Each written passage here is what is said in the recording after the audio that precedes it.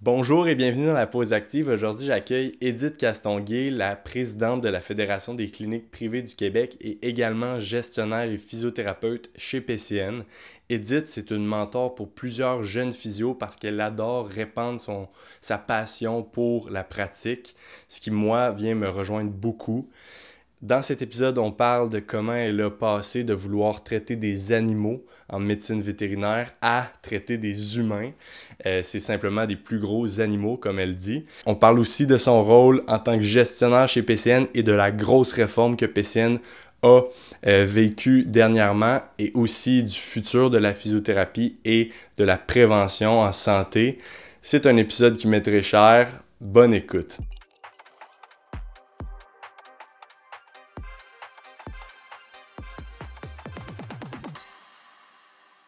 Bienvenue dans la pause active, Edith. Merci d'être là avec moi. Merci de l'invitation.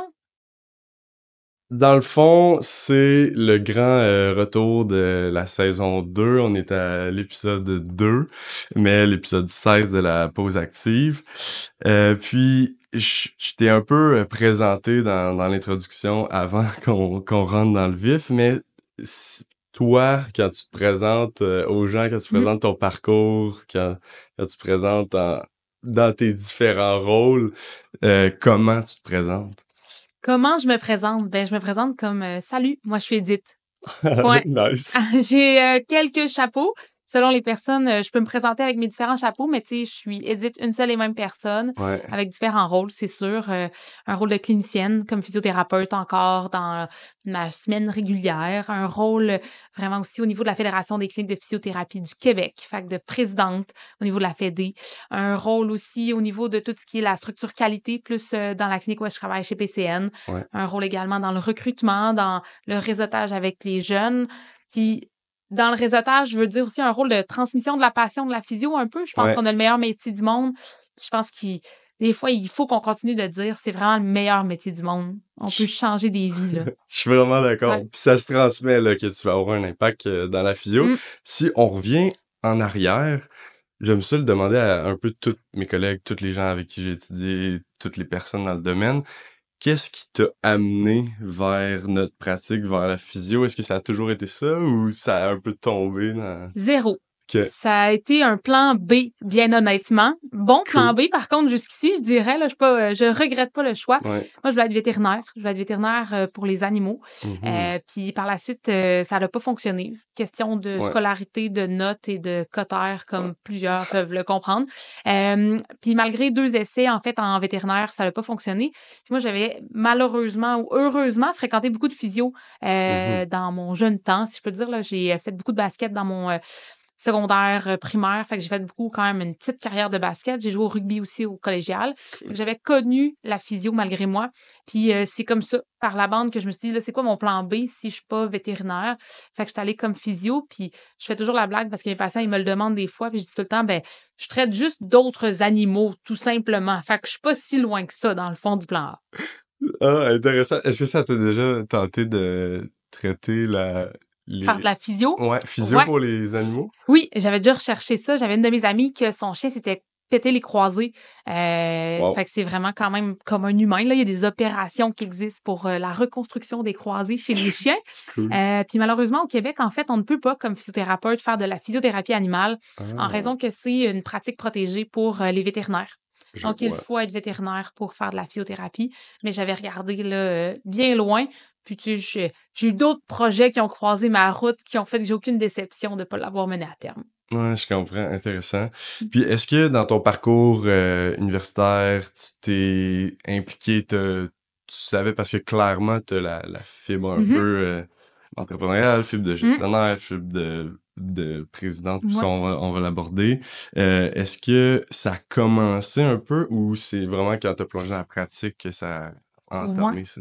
Pas pantoute. En très grande transparence, dans le fond, tu sais, moi, j'étais rentrée en physio. Ouais. C'était mon plan B, mais tu sais, ma physio est devenue mon plan A, vraiment dans un mode sportif. Fait que Mhm. moi, je suis rentrée à l'université, c'était sûr, je fréquentais pas le public. Ça me tentait pas d'aller dans un milieu public. Fait que je m'en allais vraiment dans un domaine privé, principalement avec des gens sportifs, donc des athlètes. Ouais. Ça s'est vraiment dressé comme ça. Beaucoup d'implications au niveau du terrain, étudiants-soigneurs, j'ai fait un peu de gestion quand même parce que dans ma dernière année, j'ai été coordonnatrice devant vraiment de l'escouade des étudiants soigneurs. Fait que, tu sais, j'avais quand même cette petite fibre de gestion-là qui était pas trop loin, Mhm. mais pas explorée ou pas assumée, si je peux me permettre. Fait que dans mon parcours universitaire, c'était sur le terrain, c'était du sportif, puis je mangeais de la physio. Mhm. Puis, moi, c'est une question que je me pose fréquemment de ben, comment on devient un bon Mhm, physio, mais comment on navigue aussi à être une bonne mhm. gestionnaire. Est-ce que dans les premières années, tu as été tête basse à te former, à pratiquer énormément, puis à te développer comme professionnel avant d'avoir une autre sphère, ou tu as toujours jonglé un peu avec tout? Ça s'est fait quand même par étapes. Tu sais, Ouais, la première année, là, comme tout professionnel de la santé, on peut parler de physio, mais je suis certaine à ouais. 100% que tout professionnel de la santé, on se sent très imposteur dans la première semaine de travail. Tu sais, la question qui tue. J'interromps l'épisode d'aujourd'hui pour vous parler de notre commanditaire Prio. Prio, c'est la première clinique de physiothérapie 100% en ligne au Québec. Là, j'entends déjà les questions. Oui, c'est basé sur la science. La physiothérapie en ligne, c'est aussi efficace que la physiothérapie en clinique. Chez Prio, tout commence par une évaluation en ligne, puis un programme personnalisé est fait pour répondre à vos besoins. Vous n'êtes pas certain que la physiothérapie en ligne, ça peut être fait pour vous ou que vos douleurs peuvent être adressées comme ça? Il n'y a pas de problème. On offre des rencontres de 15 minutes gratuites pour voir comment on peut répondre à vos besoins. Visitez priothérapie.com pour un rendez-vous individuel ou en entreprise. Bon, de retour à l'épisode maintenant. Ça fait combien de temps, toi, que tu travailles ici? Il y a personne qui aime ça la répondre dans sa première semaine. J'en faisais partie. Fait que dans mes 2 premières années, je me suis vraiment plus concentrée physio, développement de la physio. J'étais super impliquée avec mes patients. Puis j'étais beaucoup sur le terrain aussi. Tu sais, dès ma sortie de l'université, je me suis ramenée avec des équipes sportives. Fait que j'ai vraiment suivi beaucoup de sportifs à ce moment-là, qui m'ont aidé à créer des liens quand même. Ouais, Puis dans le fond, pendant ces 2 années-là, je me suis focusée sur ma pratique de physiothérapie. ouais. Fait que développement de compétences vraiment dans des cours, je veux dire, de révision et de base, là, un peu. Tu sais, les premiers cours, souvent, c'est de la révision que tu te rends pas compte que tu savais, mais tu le savais finalement. Fait que je me suis concentrée beaucoup là-dedans avant de m'en aller dans un parcours peut-être un petit peu plus de gestion ou entrepreneurial. Je comprends. Puis, le début de pratique, est-ce que Ouais. ça a été avec PCN? Oui, j'ai commencé Ok. chez PCN directement.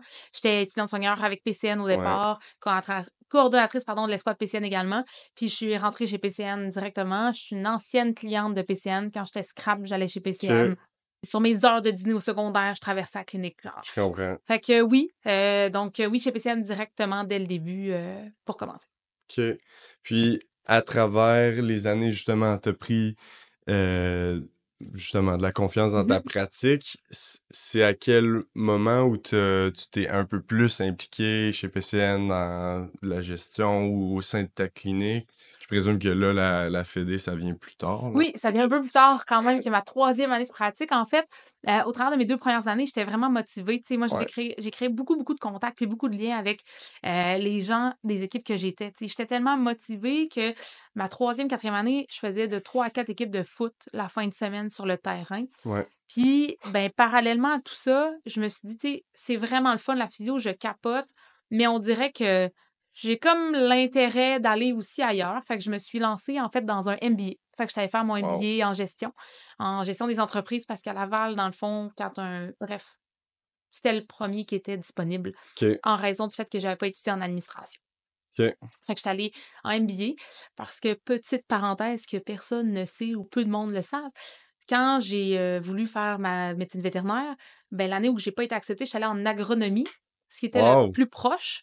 Puis en agronomie, j'ai vraiment beaucoup aimé mes cours de comptabilité, dans le fond, de l'agronomie, là. Fait que Mhm. de l'agroéconomie. Puis c'était vraiment un filon qui m'avait comme un peu titillée ou interpellée, que je Ouais. suis allée retrouver dans mon MBA tout simplement. Puis dans mon MBA, je me suis dit, tu sais, je rajoute une corde à mon arc pour me dire, je vais être physio, je capote sur la physio, j'aime vraiment ça aider les gens, mais admettons que ça marche plus ou puis tu sais, dans l'entreprise, il y a eu beaucoup de mouvements quand même chez PCN, il y a eu Ouais. beaucoup, beaucoup d'évolutions, on pourra peut-être en reparler plus tard, Mhm. mais il y a eu beaucoup d'évolutions qui m'ont amené à dire, tu sais, ça se peut que ça fonctionne peut-être pas toute ma vie ici. Fait que Hmm. j'aimerais mieux avoir un plan B. Je Puis ce comprends. plan B-là, ben, c'était plus en gestion, plus en admin qui m'interpellait.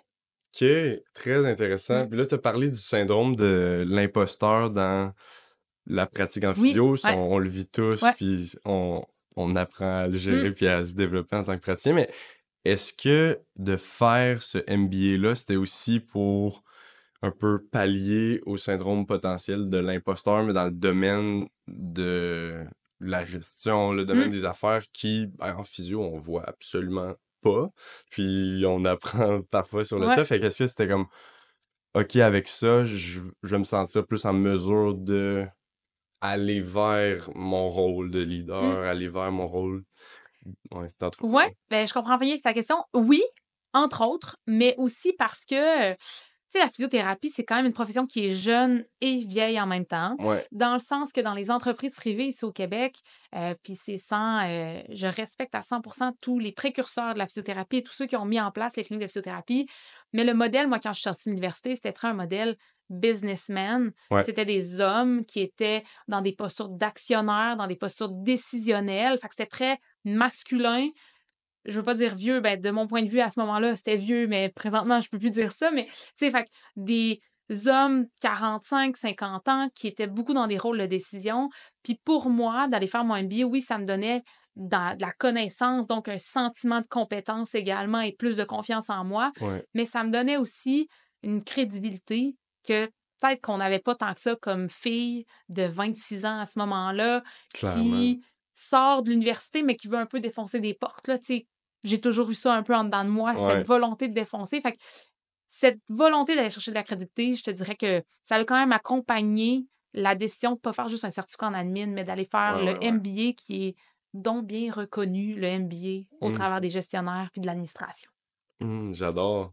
Puis là, justement, tu dis que le modèle, ça faisait longtemps qu'il était comme ça, puis qu'il Mhm. n'avait pas changé. Puis j'en suis encore au constat qu'il y a beaucoup de choses Mm. qui évoluent dans le modèle, mais ça, PCN a connu une réforme quand même Majeur. Ouais, récente et ouais, majeure, ouais.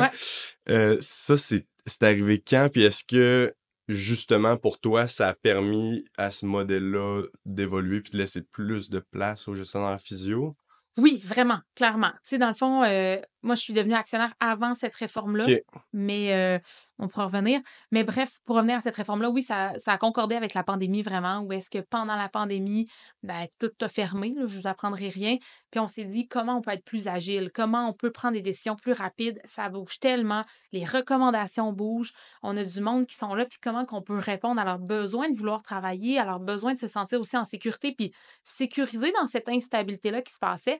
Fait qu'on a créé des espèces de cellules décisionnelles où est-ce que c'était tout le monde qui participait, ce qui donnait vraiment l'épaule à la roue pour participer aux décisions.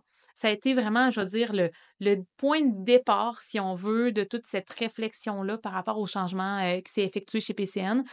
Puis en fait, après la pandémie, ben, on a continué dans ce modèle-là, puis dans une volonté vraiment de s'en aller vers ce qu'on appelle une entreprise libérée Ouais. ou une hiérarchie horizontale, une entreprise opale, c'est tous des synonymes, OK. qui est en fait une entreprise où est-ce qu'on a fait exploser la hiérarchie complètement, qu'on est allé par sphère de gestion, sphère de leadership, fait qu'on a fait exploser les différents rôles pour que chacun se sente aussi beaucoup plus compétent, parce que tu le mentionnais toi-même, tu sais, en physio, là, c'est des physios qui deviennent gestionnaires. Il n'y a pas de cours là, de physio-gestion là, Ouais, qui ouais, ouais, clair. t'accompagne pour passer de, je veux dire, clinicien, employé, si je peux me permettre, à propriétaire, gestionnaire. Fait qu'on a travaillé ce modèle-là, vraiment, on s'est fait accompagner quand même pour le développer, puis c'est encore en évolution. Tu sais, c'est un gros changement, là, puis même au Québec, il y a peu d'entreprises qui ont ce modèle de gestion-là. Ouais. Fait que c'est vraiment du développement qui est régulier. OK. Donc, avant, puis là, justement, avant, c'était des actionnaires de cliniques singulières ou ça a toujours quand même été une bannière puis qu'il y avait euh, un actionnaire de toutes Ouais. les cliniques, là? Je peux peut-être te faire un petit Ouais. cours 101 de l'historique PCN, si je peux dire ça comme ça. Cours 101, dans le fond, moi, je suis arrivée, il y avait 6 actionnaires qui étaient actionnaires principaux de la bannière PCN générale. Ouais. Puis après ça, chaque clinique, dans son individualité, avait également des actionnaires individuels. Je comprends. Fait qu'il y a comme le branding, si tu veux, qui est là. Ouais. Puis dans le fond, au travers des années, ben, comme je te disais, j'ai quand même défoncé beaucoup de portes dans Ouais. différentes rencontres. Moi, je disais toujours, tu sais, c'était clair, là. Je restais pas là. Moi, je voulais prendre un rôle d'actionnaire. Fait que j'ai quand même poussé beaucoup de portes. Ouais. Puis après ça, dans le fond, ce que ça s'est devenu, c'est que C'était pas nécessairement la plupart des gens étaient actionnaires individuels, devenaient ce qu'on appelait responsables de clinique. Fait que c'est OK. eux qui étaient comme le directeur clinique, si je peux me permettre ainsi, qui Mhm. prenaient donc toutes les décisions, qui s'assuraient de autant les ressources humaines, comment ça se passait dans sa clinique, son monde était heureux, la gestion des finances, des budgets des cliniques, la gestion, tu sais, des opérations, comment ça se passait avec les agents au service client, comment ça se passait sur le terrain, y avait-tu des manques, des commandes à faire, du développement d'affaires aussi à faire. Ouais. Fait que ce rôle-là qu'on appelait responsable clinique, si tu veux, Ouais. c'est lui qui a été explosé complètement. OK. Puis en plus de ça, ben en fait, tu avais les actionnaires, le 6 actionnaires, si tu veux, qui composaient le CA, donc qui étaient les décideurs de ce qui allait se passer chez PCN. Ouais. Fait que le fait d'exploser la hiérarchie, comme j'en parle présentement, le CA ne décidait plus de rien. Mhm. Donc, le CA devenait actionnaire avec certaines décisions très financières au pointu de développement, d'expansion, par exemple, mais on retournait les décisions à ceux que ça l'impactait ou qui étaient le plus concernés, soit ceux qui étaient dans les cliniques. OK. Fait que ce que ça fait, c'est qu'il y a des visions uniformes qui vont être, je veux dire, décidées en grands groupes de plusieurs personnes qui viennent de toutes les cliniques. Donc, il y a comme une planification stratégique, une vision stratégique qui est établie. Mais après ça, en clinique, ben, par exemple, je vais dire n'importe quoi, mais juste pour donner un exemple super Ouais. concret, on veut que dans toutes les cliniques, il y ait un mur jaune. Ben, c'est la clinique qui va décider il est où le mur jaune. Tu sais, dans le sens, Je ça ne sera comprends. pas le mur d'entrée nécessairement, ça va être la clinique qui va le décider. Puis ça, c'est vraiment pas rapport, là, Ouais, mais juste ouais, pour ouais. donner une idée. Ce que ça fait, c'est que dans les cliniques, au lieu qu'il y ait maintenant un responsable, donc une seule et unique personne qui a les tâches de ce qu'on appelle la direction de la clinique, on l'a explosé en 6 sphères de gestion, ou 6 OK. sphères, en fait, qui sont la qualité des soins, qui sont le marketing, les opérations, les finances, qui sont également l'expérience humaine ou les RH, si on veut, Ouais. puis finalement, tout ce qui est vision, collaboration, donc le développement de la stratégie, puis le travail d'équipe sur le terrain. OK. Puis toi, t'es passé justement d'actionnaire d'une clinique Mhm. singulière à, dans toute cette réforme-là, est-ce que maintenant tu es membre du CA, c'est ça? Il y a plus de CA, Je à comprends. proprement dit. Je En comprends. fait, par contre, oui, tu as raison. Tu sais, je suis passée dans le fond d'une posture d'actionnaire. Je suis devenue actionnaire individuel de la clinique PCN La Capitale. OK. Puis après ça, on a développé, on a poussé beaucoup, on a travaillé pour voir comment ça se faisait. Puis là, il y a eu une ouverture de ce qu'on appelle l'actionnariat du branding, si on veut, PCN. Ouais. Donc, je suis devenue après ça actionnaire, en effet, du branding PCN. OK. Puis au travers de mon parcours d'actionnaire individuel de PCN La Capitale, je suis également devenue responsable clinique. OK. Donc, dans cette explosion des rôles-là, Ouais. je veux dire, j'ai C'est perdu ça. OK. mon statut de responsable avec une grande légèreté parce que c'est pas vrai qu'on est bon dans tout puis qu'on aime tout. Ouais. Fait qu'après ça, ben, j'ai des collaborateurs, de mes collègues, des physios, des agents au service client qui ont dit Hey, moi, je peux t'aider, puis moi, tu sais, les finances, ça m'intéresse vraiment beaucoup, ça m'interpelle. Comment je peux t'aider? Hey, moi, l'expérience humaine, là, let's go, tu sais, je veux m'impliquer là-dedans. Comment je peux t'aider? Fait que dans le fond, dans une clinique, au lieu d'avoir une seule personne qui prend toutes les décisions, ben maintenant, on a jusqu'à 6 collaborateurs ou 6 porteurs qui vont ensemble Cool. voir où est-ce qu'on s'en va comme clinique. Puis chaque collaborateur peut aussi aller se chercher des alliés dans la clinique. Mhm. Parce qu'il y a peut-être quelqu'un qui ne veut pas être pleinement responsable de, je vais dire, le marketing, mais qui a des bonnes idées puis qui veut juste nourrir ça, ben, ça se peut que ce soit une petite cellule de 2 ou 3 personnes dans la clinique à ce moment-là qui vont porter ce OK. mandat-là. Donc, le marketing d'une clinique est indépendant du marketing de PCN dans sa Mais il y a comme globalité? une direction très uniforme, là, parce qu'on reste Ouais. quand même un brand qui veut se ressembler. Si tu arrives Mhm. dans une clinique ou dans une autre, on veut que tu aies une expérience qui soit Ouais. semblable. Fait qu'il y a quand même des directions, des orientations qui sont très, très, je veux dire, uniformes ou tu sais, répandues dans toutes les cliniques. Mais après ça, il y a des petites parties qui peuvent être plus individuelles. Dans le Mhm. fond, par exemple, le marketing peut dire, ben, moi, j'aime ce service-là parce que je vais prendre l'exemple de la course à pied. Ouais. Toutes les gens de la clinique qui font de la course à pied, ben, c'est sûr qu'on va vouloir pousser peut-être un petit peu plus la course à pied que dans d'autres cliniques où est-ce qu'eux, ils disent hey, pour vrai, nous, la course, là, ça nous branche pas pantoute, mais on veut être sur le bord du terrain. Fait que, tu sais, nous, c'est auprès des équipes de football qu'on veut s'impliquer, qu'on veut développer ces partenariats. Ouais. Ben, c'est comme ça qui s'installe un petit peu au travers de tout. Je comprends.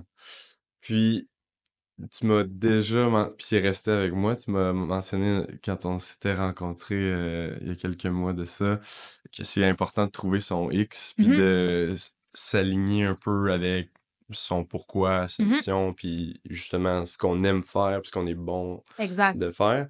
Je suis curieux de savoir, parce que tu as dit, j'ai perdu ce rôle-là Ouais. avec légèreté, puis là, il y a 6 Mm. piliers dans PCN.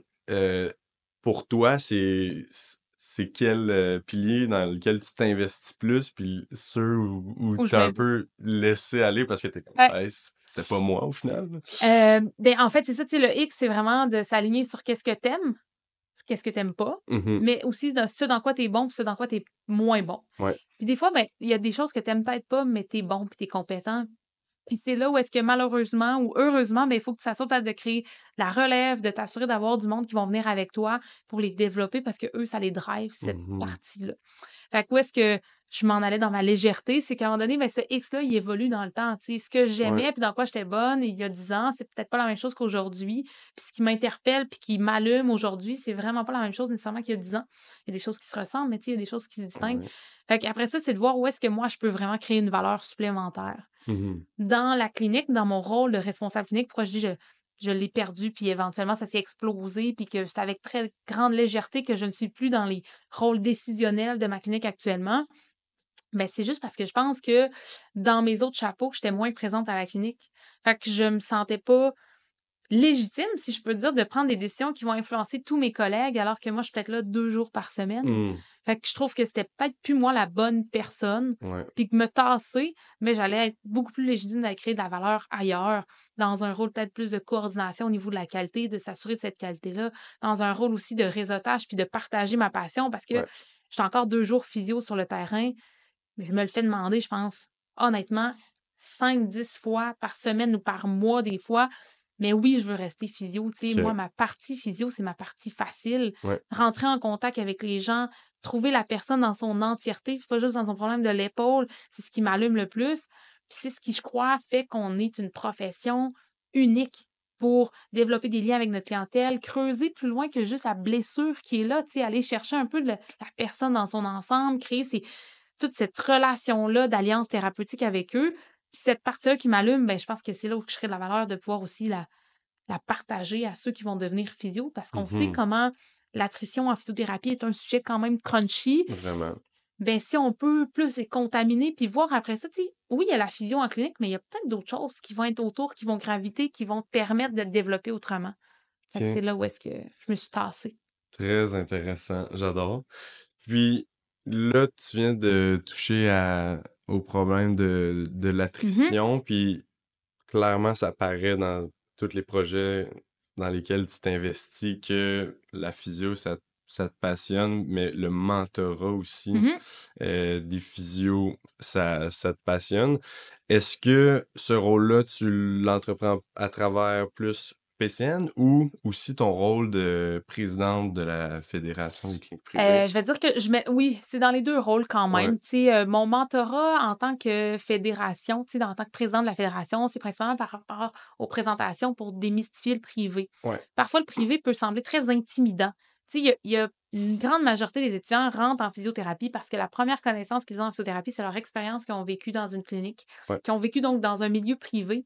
Puis là, au travers de le cheminement scolaire, fait comme: «Hi, il me semble que c'est intense le privé, il me semble que ça roule», puis tout ça. Puis c'est vraiment une perception qui est super externe qui, pour moi, c'est important de le briser, ça, parce que ouais, au privé, ben, les gens qui vont appeler pour aller au privé, c'est parce qu'ils veulent prendre en charge leurs blessures. C'est parce qu'ils font eux-mêmes le premier pas pour se dire: «Là, je suis tannée, là.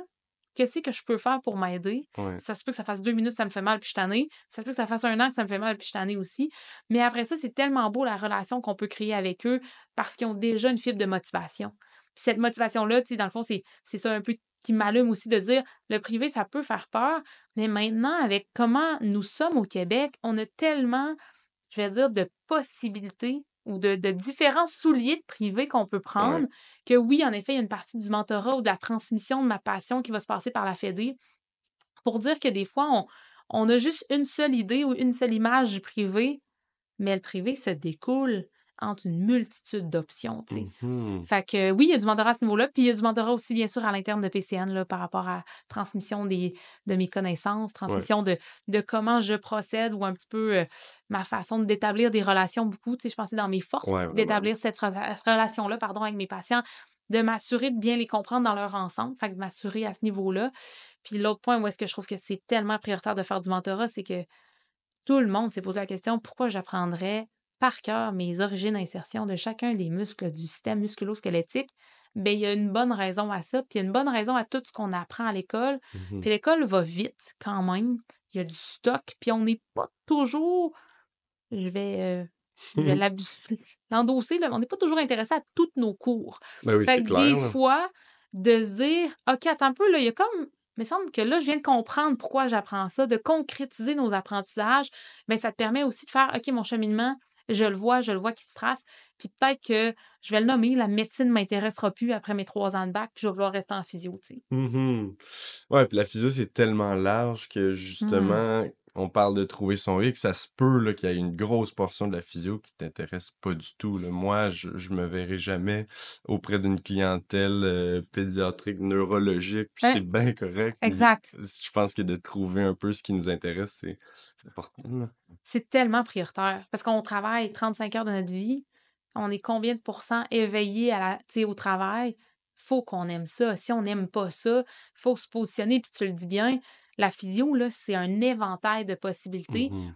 Puis il faut se permettre l'erreur. Tu sais, il faut se permettre de se dire, hey, pour vrai, moi, je pensais que c'était dans ça que je voulais aller. Puis finalement, je suis zéro allumé. Tu sais, ça me tente pas de continuer là-dedans.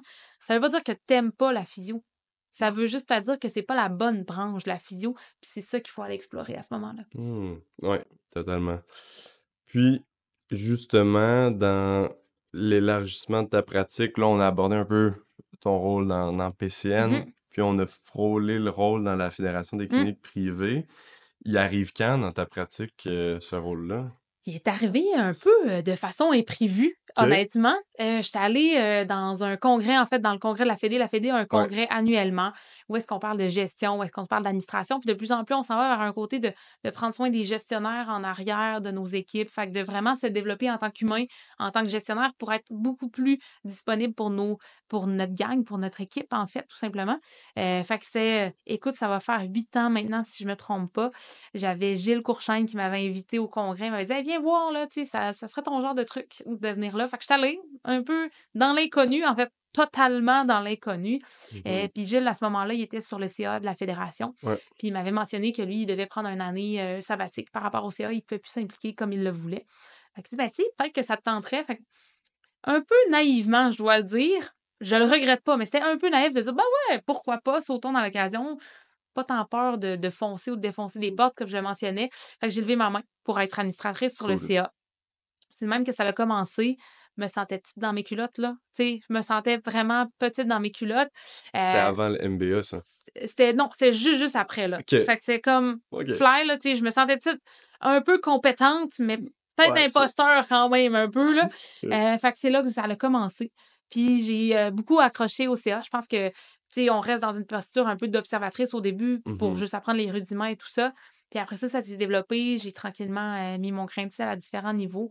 Puis on s'est assuré de faire évoluer aussi ce CA-là, qui a évolué aussi d'une façon euh, pas dans la même façon de PCN, c'est vraiment pas ça, mais qui a évolué aussi dans les dernières années au niveau de sa gouvernance, de sa façon de Ouais. faire, pour s'assurer de tout se nourrir de nos connaissances, puis que tout le monde qui sont dans le CA, qu'on vienne vraiment le donner, tu sais, comme notre plus-value, puis notre création de valeur, en fait, si je peux y revenir. Mhm. Puis, justement, cette création de valeur-là, puis en tant que maintenant président de la Mm. Fédération des cliniques privées, c'est quoi votre rôle? Parce que justement, il y a trois grandes Mhm. associations ou Ouais, rôles, là. Tu ouais, sais, il y a l'ordre qui, pour moi, c'est protéger le public, exact. mais ça se chapeaute beaucoup avec les autres associations. Il y a l'association québécoise de la Ouais. physio, qui est Mm. vraiment pour la pratique dans sa Mhm. globalité. Ouais, exact. La Fédé, ça se place où? Puis Ben, comment? Ouais. la Fédé, son membership, c'est les cliniques. En fait, c'est la physiothérapie au privé. Fait que c'est Mhm. les cliniques ou les membres individuels qui travaillent au privé. Fait que où est-ce que ça se positionne? Ça se positionne sur, en fait, la représentativité de ce qui se passe en physiothérapie au privé. Ouais.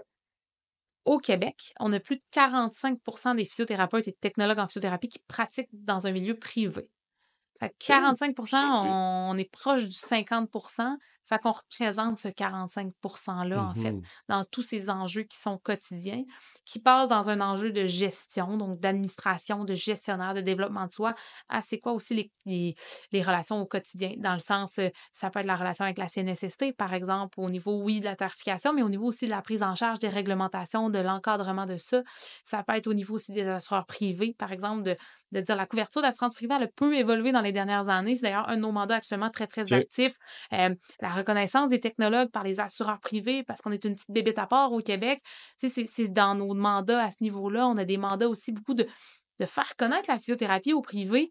C'est connu de plus en plus. Les médecins nous connaissent de plus en plus, mais le public, le grand public, nous connaissent pas encore tant que ça parce qu'on se bat toujours contre les autres pratiques, que ce soit la chiropratique, que ce soit l'ostéopathie, que ce soit les autres domaines aussi de médecine douce, par exemple. Fait on s'assure de positionner la physiothérapie au privé pour qu'elle devienne un réflexe et dans tout ce qui est le domaine de la santé, donc ministère de la Santé, Agence Santé Québec, mais aussi auprès du grand public.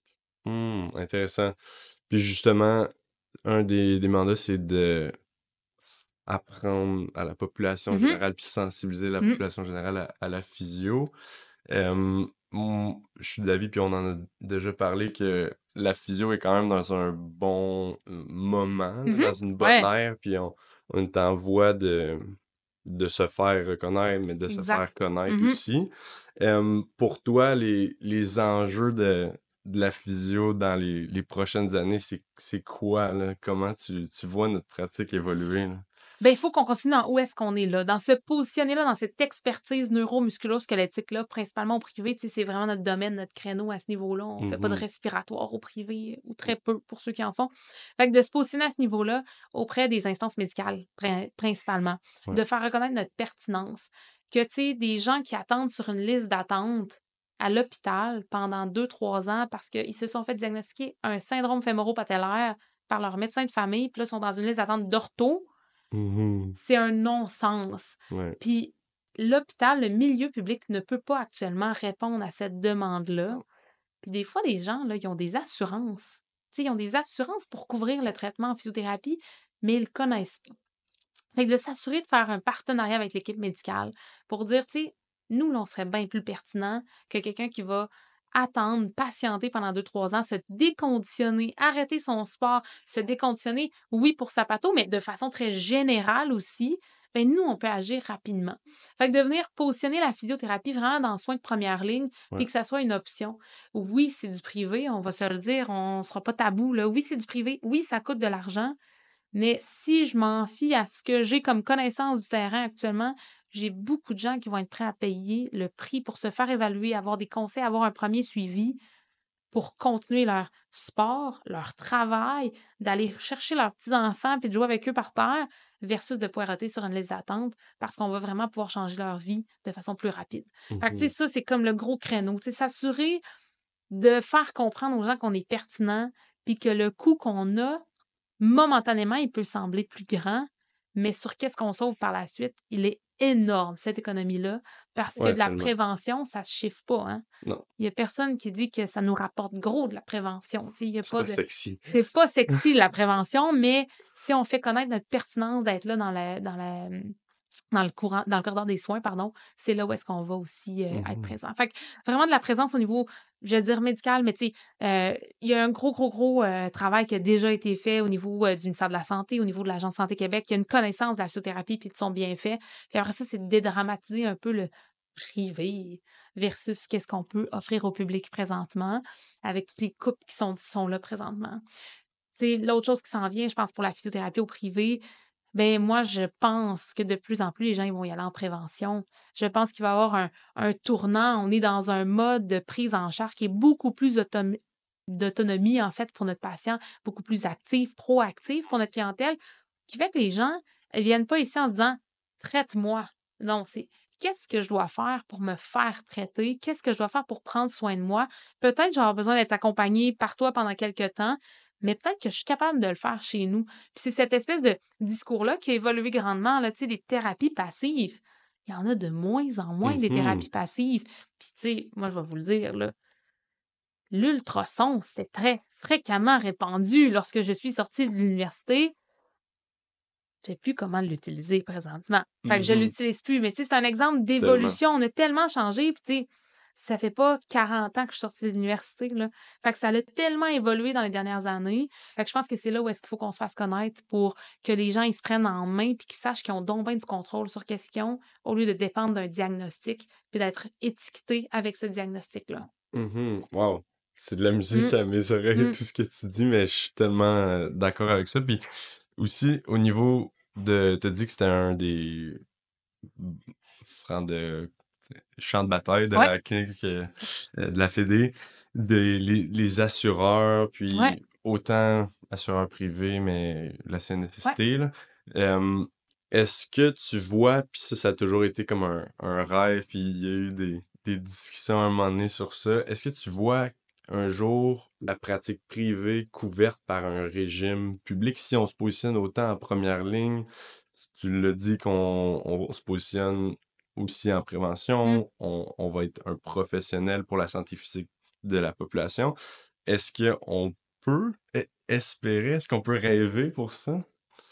Ben, moi, c'est mon plus grand rêve, là. Tu Ouais, sais, puis on parle pas de couvrir tous les soins de physiothérapie par exemple la RAMQ, ouais, mais si seulement on avait le droit à une évaluation par année ou ouais, 2 évaluations par année, par exemple, ben moi, je pense qu'on serait beaucoup plus en santé. tellement. Parce qu'on se rappellera qu'à l'urgence, c'est 25 des cas qui consultent à l'urgence qui viennent pour des troubles musculo-squelettiques. 25 tu sais, Mhm. une personne sur 4, tu sors de l'urgence puis tu les amènes en clinique.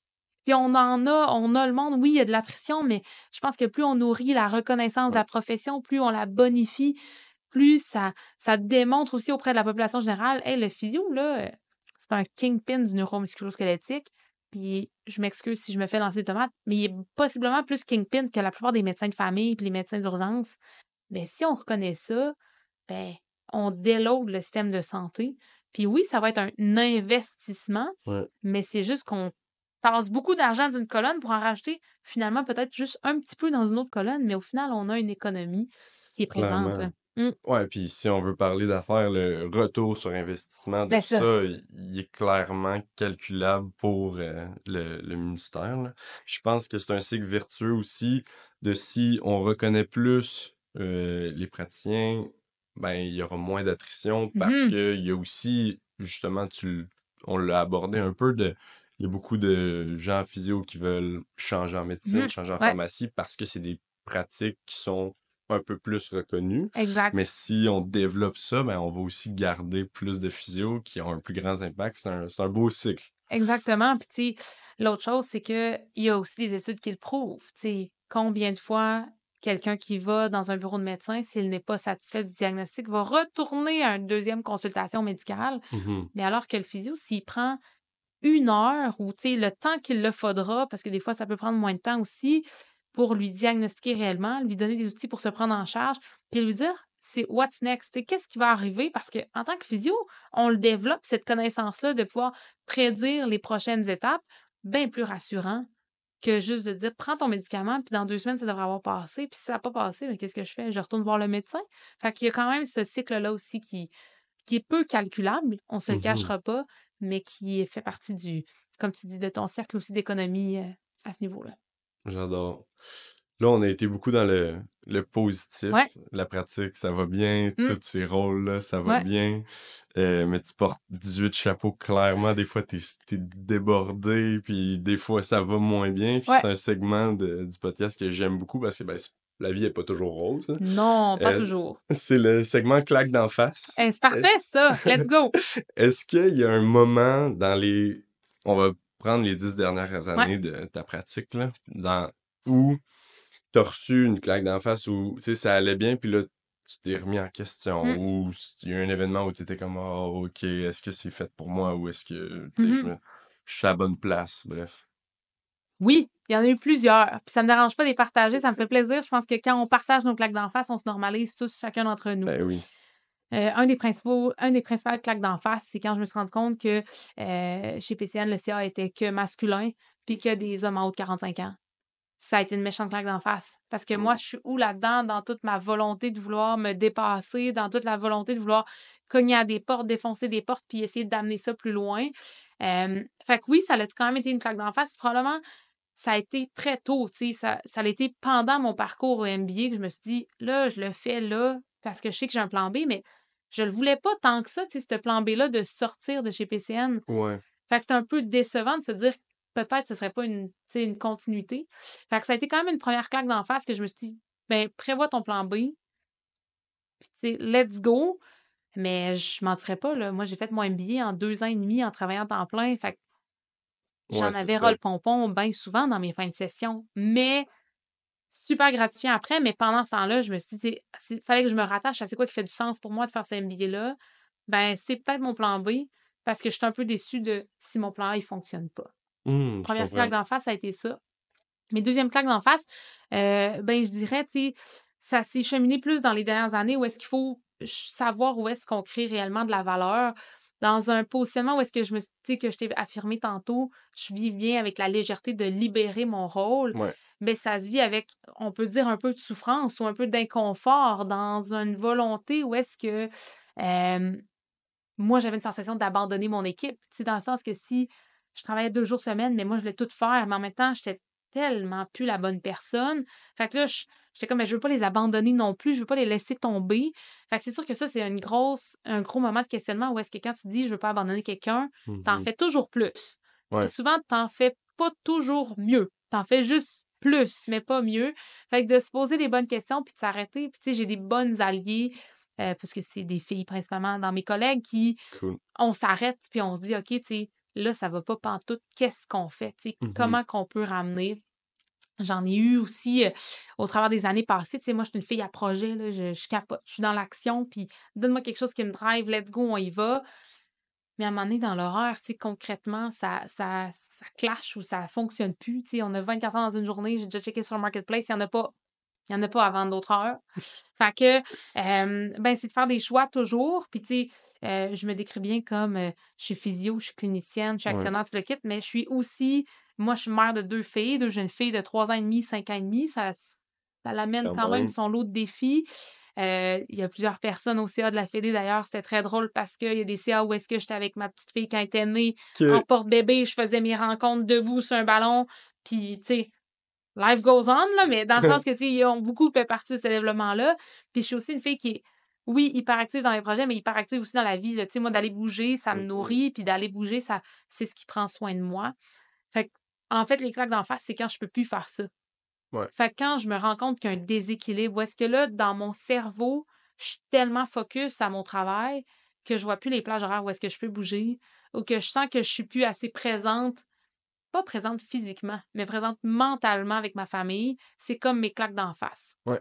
Puis j'ai quelqu'un qui m'accompagnait, qui m'avait amené l'analogie que je partage parce que je trouve que c'est tellement beau. C'est que dans ces moments-là, je suis dans une laveuse puis je t'aspine en tabarouette parce que mon cerveau, il spinne puis je suis dans la laveuse. Puis de tenter de, après ça, d'identifier, OK, ben, tu sais, le spin, ma laveuse, ça marche pas 24 heures sur 24. Fait qu'à un moment donné, il faut que tu prennes la balle au bon de quand tu arrêtes de spinner, sors de la laveuse puis vois qu'est-ce qui a fait que tu coulé ou que tu as crashé à ce moment-là. Mhm. Fait que les claques d'en face, ben, j'en vis quelques-unes. J'en vis quelques-unes où est-ce que c'est plus le bordel dans mon horaire. Mais ce qui est important pour moi, c'est de me mettre un timeline où est-ce que là, tu sais, là, c'est fini. Tu sais, là, ma laveuse, elle s'arrête là. Puis après ça, on va essayer de le reprendre. Puis je pense que c'est d'en rire, là. Ouais, ouais. Faut rire de soi, là, tu sais, l'échapper. Qu'est-ce que tu veux? Puis arrives-tu de moins en moins ou sont toujours Il autant? arrive de moins en moins. Cool. Je m'attrape beaucoup plus rapidement. Mhm. Je reconnais mes limites beaucoup plus rapidement Ouais. aussi. Fait que c'est pas qu'il arrive plus. C'est juste qu'il arrive moins fréquemment, Non. puis que je me rattrape plus rapidement à ce moment-là. Puis je pense que quand on se positionne puis qu'on se questionne vraiment où est-ce qu'on crée de la valeur, puis où est-ce que je suis vraiment de plus-value, ben je me positionne dans des rôles où est-ce que les autres, ça se peut qu'ils soient pas superficiels, mais qu'ils soient plus pour moi. Mhm. Puis dans ce temps-là, quand tu tasses ces rôles-là, ben toute ton énergie est à la bonne place aussi. Fait que oui, tes semaines, ils peuvent être surchargés, mais c'est tellement nourrissant que t'es pas surchargé en tant que Non. tel. Tellement cool. Puis dans toutes les claques d'en face que tu as mentionnées, ce que je retiens, c'est que tu as été dans des équipes aussi qui Mhm. t'ont soutenu. Puis ça, je dois en prendre note parce que dans la majorité des choses que je fais, je suis seul. Oui. Puis je pense que d'avoir une équipe de support puis d'avoir d'autres gens pour pallier, ça aide. Puis le fait d'avoir commencé déjà dans une équipe solide qui est Mhm. PCN, d'avoir joint, mettons, la Fédé qui a déjà un Mhm. gros support, ça t'a aidé. Je trouve ça vraiment intéressant que tu remercies toujours de tes Clairement. collègues, Puis c'est ton ce qui fait la support. différence. Puis des fois, c'est ton équipe qui, par des petites pointes involontaires, Mm. te fait allumer. Puis, tu sais, moi, je leur dis merci, là. Dans le sens, merci grandement de me faire allumer comme ça. Sur le moment, mon ego fait mal, il saigne, mais c'est juste mon ego, là, tu sais. Mets-le de côté, puis finalement, apprends. Mhm. Puis sais, on parle d'équipe, mais l'équipe, ça se peut que ce soit pas du monde qui soit dans ta business, tu sais. C'est ça qui est Oui. important, je pense, c'est d'être entouré par des gens qui pourront te dire, ben, dans mon cas, peut-être tu es dans la laveuse, dans ton cas, ça sera peut-être d'autres choses, mais tu sais, de lever des flags tout simplement pour te dire là, ça va-tu? Ouais, Ouais. j'aime ça. Puis ça peut, tu sais, je pourrais te parler pendant des heures, Mhm. j'adore tous les sujets qu'on a abordés. Mais en guise de conclusion, tu as Ouais. un peu commencé, puis je pense que te limiter à un, ça va peut-être être difficile. Fait que si t'as eu deux claques d'en face, si t'as deux Parfait. pépites d'or, c'est bien correct.